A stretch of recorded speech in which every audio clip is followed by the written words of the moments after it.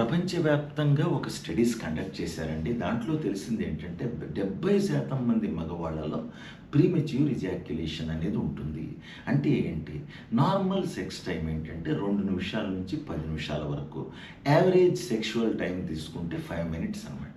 5 minutes. అయితే చాలామంది మగవాళ్ళలో చాలా ముందుగా అయిపోవడం జరిగిపోతుంది. అంటే వితిన్ 1 మినిట్, 1 నిమిషం లోపలే అయిపోవడం జరిగిపోతుంది. అంటే దీన్నే ప్రీమెచ్యూర్ ఇజాక్యులేషన్ అంటారు.